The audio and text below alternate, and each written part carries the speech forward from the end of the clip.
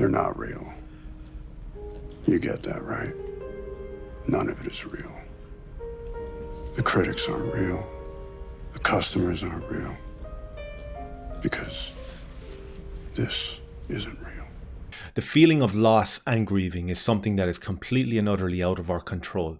It's an emotion that needs to be managed, and some of us are better at it than others. The feeling of despair can be worse than any physical ailment or illness, and can strike right to the core of any individual's existence, and can bring life as we know it to a standstill. The trailer and the synopsis for this movie was offering some sort of revenge thriller that didn't come to fruition. Instead, what we got was a brilliant character study examining the themes of loss and despair. The protagonist of this film, Rob, is a visibly broken man. He's living alone, buried deep in a forest, with his only company being his beloved pig. The fact that he looks like a vagrant and is living in squalor doesn't detract whatsoever from the fact that he can prepare with skill and proficiency a beautiful mushroom tart. Through an extremely isolated opening to this movie, we get a glimpse inside the world of isolation and loneliness. We see Rob and his best friend the pig go about their everyday activities of hunting truffles, sniffing out these rare shrubs that are buried deep within the ground. Rob's only interaction with the outside world is when he is visited once a week by a young man named N.B.R. He is the supplier for luxury ingredients to high-end restaurants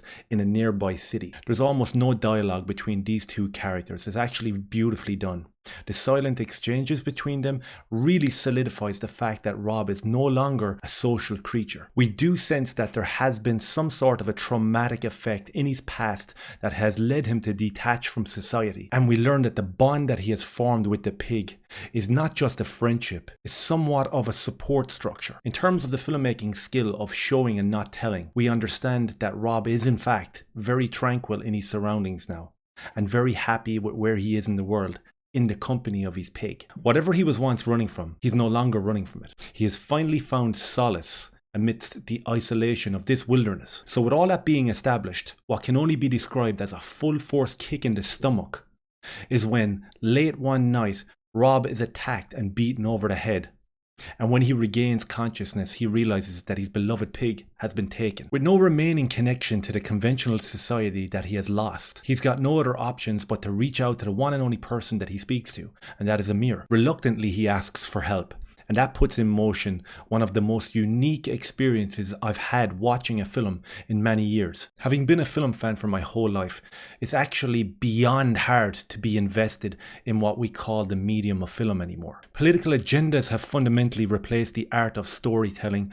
Every time I try to consume a new piece of content or a film, that ends within 15 minutes because of political ideologies. So to have stumbled across this beautiful, ambiguous narrative of Pig was a joy. So when Rob returns to the city and has to navigate the societal changes, we can see that there's a massive pressure on his shoulders. But he's willing to do anything to find his best friend. We're fired headfirst into the world of posh restaurants, underground fight clubs, and the underbelly of culinary arts. This might sound like a surreal idea for a film, but trust me, it works. A commonplace approach for most films is to oversaturate the screen with backstory, or even worse, fail to camouflage basic exposition. Pig does none of that. With a beautifully steady pace, it allows its characters to divulge their objectives through nuance, trusting the audience to take in the information and process it organically. The moments of silence in this film are astounding and beautiful, and reveal so much more than the usual padded out dialogue can ever do. What really elevates film as an experience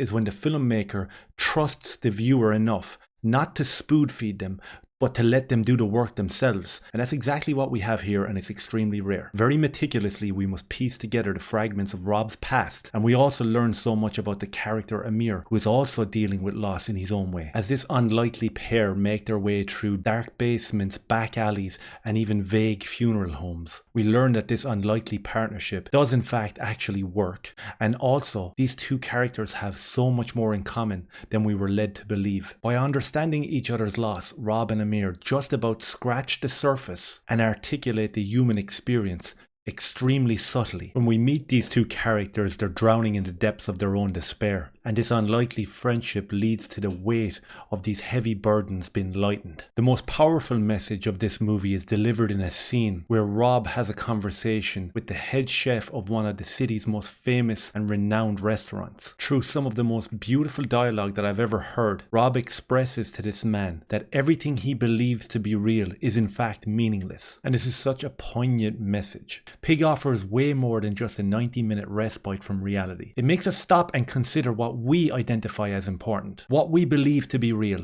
and are we too absorbed in that, how people perceive us, and how willing we actually are to be alone. And if we, in these very strange times that we're living in right now, applied some of this indifference to a very hypocritical lie, we might just find some sort of balance.